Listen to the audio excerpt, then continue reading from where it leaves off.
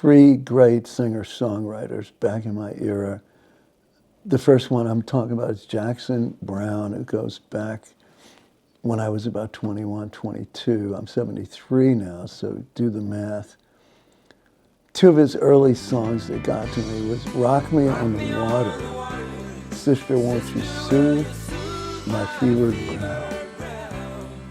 Rock me on the water, I'll get down to the sea somehow. Yeah, and it's so spiritual. I mean, there's a side of him, you know, he's a rock musician, singer-songwriter from LA, but there's a spiritual base to him. Another song called For a Dancer, is a song about a friend of his who died. Maybe he committed suicide, we don't know. But here's the story on that. My first wife and I were on a train going back to Boston from DC for the funeral of a 22-year-old kid, or maybe 23, who was like a saint. He was an amazing kid named David Bren, and his parents were good friends of my parents. They lived in Marblehead, we lived in Swampscott. David went into remission for about a year from leukemia, and that's when I got to know him. And it looked like he was gonna make it, but no, it went back.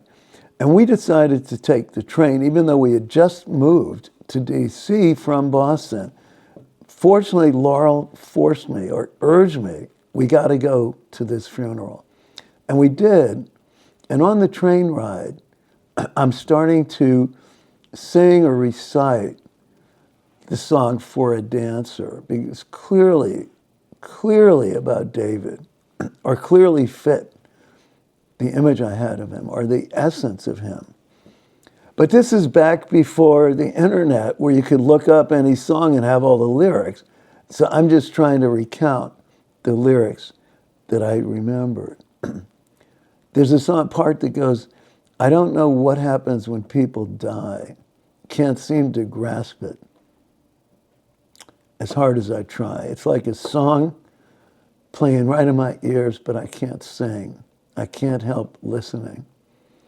So when I got to the funeral, and the funeral was in a cemetery, a Jewish cemetery in Everett, Massachusetts, and I believe, I wanted to sing it, but I believe I got up at the funeral and recited it.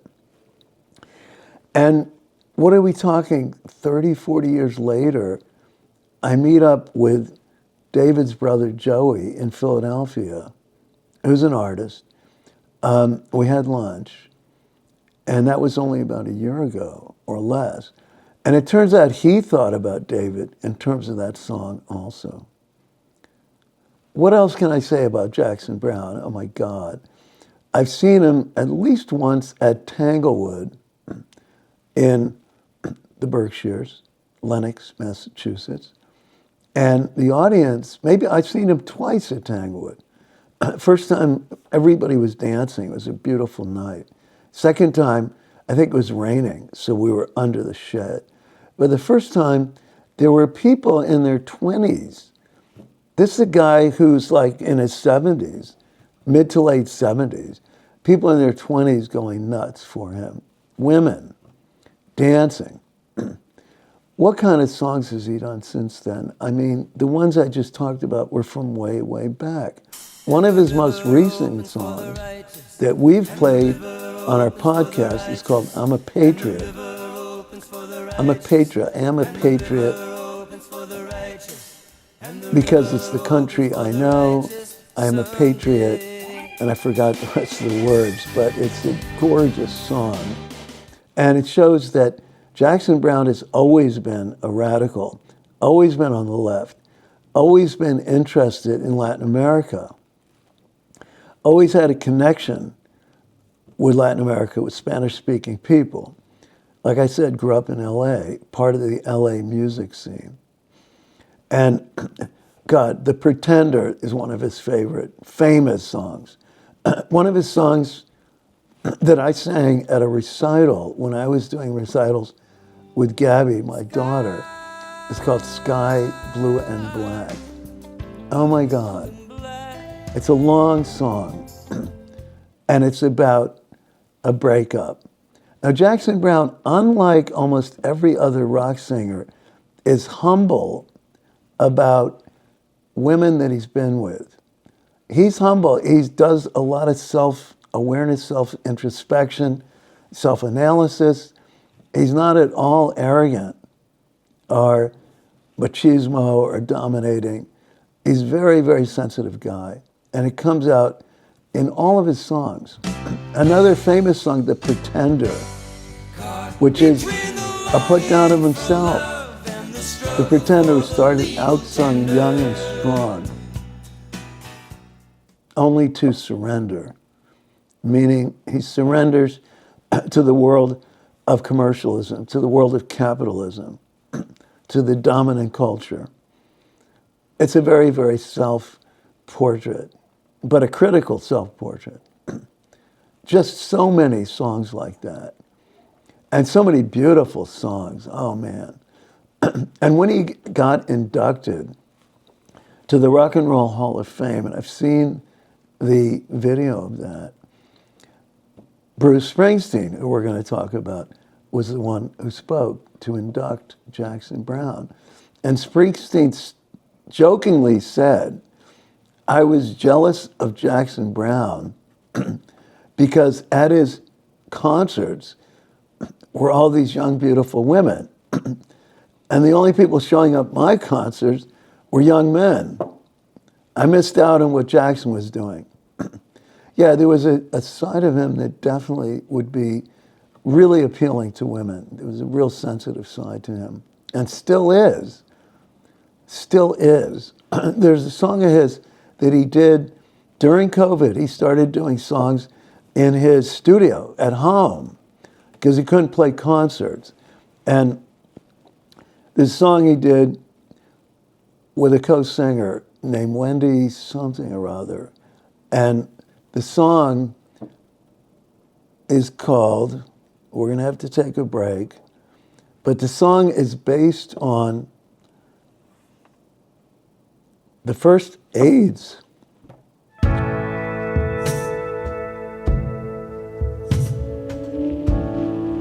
The first AIDS clinic in San Francisco, and maybe the first in the country, in about 1987. So in this video, there's all these clips of people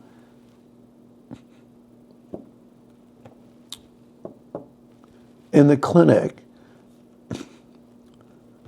comforting AIDS patients. And the song is about love, that we all need love. I can't remember the words at the moment, but it's just him on the piano, which is his favorite instrument. And it's him and this woman who's incredible. I didn't know her before. And they're singing together, and you can tell that they love each other as friends, essentially. And the song is about we all need love, and sometimes not everybody gets it. Not everybody gets the love they want. But it's about, I mean, these clips of the first AIDS clinic in San Francisco in about 87. And there's this nurse, blonde nurse, maybe the head nurse, and she's dancing and holding these AIDS patients. And everybody's showing love. It's amazing. That's Jackson Browne. The next guy, of course, is Bruce Springsteen. I have to admit, he's still around, but I've never seen him in person. But I've seen a lot of video of him. And one of the songs, I was just looking at the words to it, is a song called The River, which is really, really about working class guy as a high school kid and falls in love with a girl. She gets pregnant, and then they get married from a judge. They have no money, but they go down to the river, and into the river we drive, going down to the river, and we did ride. It's a love song. It's a working class love song. And there's a quote in there that says, because this quote is so apropos for all of us. I mean, and it's so, it's so dark. It's so dark. But it's very, where's Jackson Browne? I'm sorry, where's Bruce Springsteen? There's Springsteen. The album is called The River, and yeah, is that the one? Yeah, this is it. Me and Mary met in high school when she was just 17. We drive out of this valley down to where the fields are green. We'd go down to the river, and into the river we'd dive. Oh, down to the river we'd ride. But here's the quote. And the words are,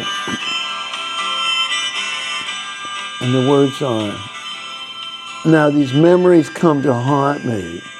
They haunt me like a curse. Is a dream a lie that don't come true? Is a dream a lie if it don't come true? Or is it something worse? Now these memories come back to haunt me. They haunt me like a curse. Is a dream a lie if it don't come true? Or is it something worse? But you guys all know his stuff. You guys all know his stuff.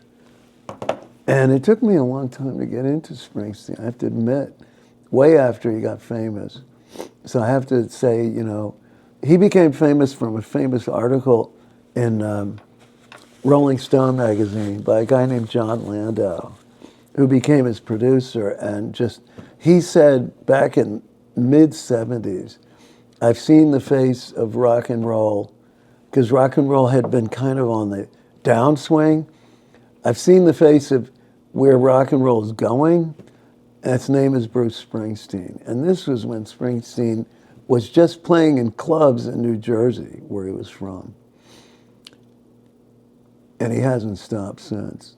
And he's like probably one of the greatest live performers, maybe the greatest. The third guy is Warren Zevon, who most people don't know much about. His biggest fan was Dave Letterman. Of all people, Dave Letterman, who had that night show,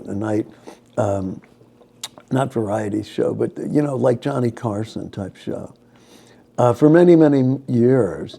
And Letterman seemed like one of the straightest guys in the world, but he had Warren Zevon on more than any other guest. He was in love with Zevon's music. I think he had him on over 20 times. And I've seen video of the last time that Zevon was on, and Zevon knew he was dying of, I forgot whether it was cancer or something. He had been an addict, he had been a drinker, he had lived a tough life. And of course, Letterman and his music guy, Paul something, they knew that it was going to be his last guest appearance, that Zevon was dying. But here's the interesting story, one of the interesting stories. Back in 1977 or 78, I'm living in Los Angeles, in a cheap part of Hollywood. And I hear a song, I only heard part of the song on the radio, of course, that was called Muhammad's Radio. Now, who the hell's Muhammad? I've gotten to know the song. But again, we're back in the day before the internet. There's no way to look up the song unless I had called the radio station or something. I didn't know who it was by, but the song stayed in my head for all those years. And Muhammad's Radio, we still don't know who the hell Muhammad is and why his radio, but the song goes,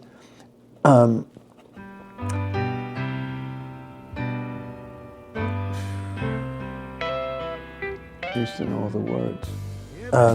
It's a very, very unusual song with very unusual lyrics, which is what Zevon specialized in, really specialized in telling these stories that are really unheard, are really unique. I mean, his lyrics were so unique.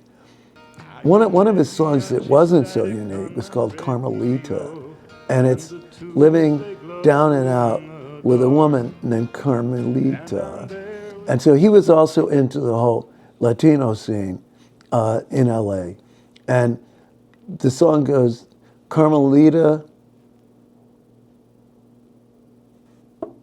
hold me tighter.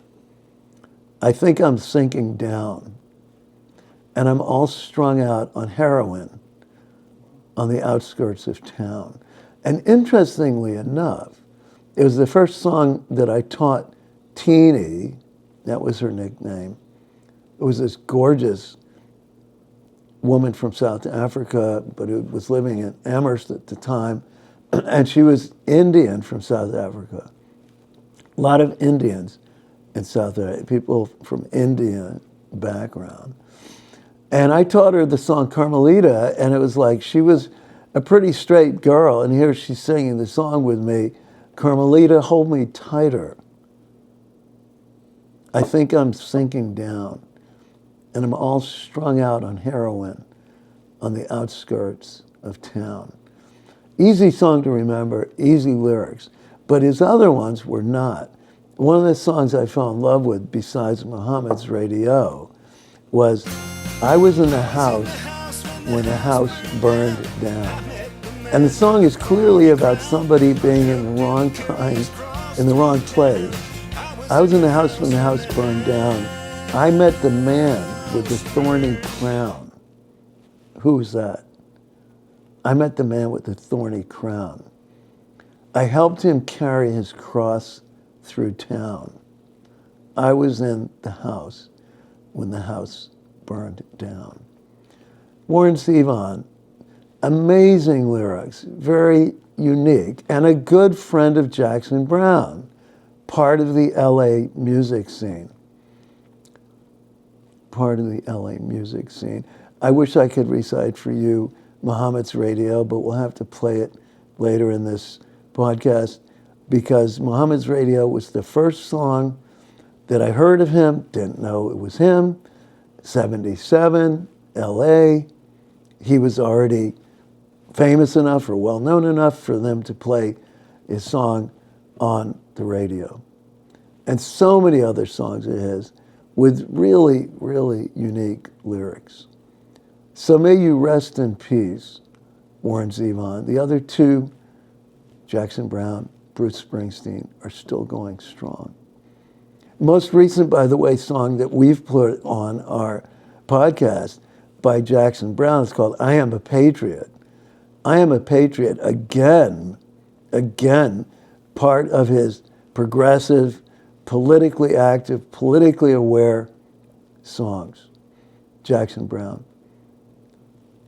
And let's say to Warren Zevon again, may you rest in peace.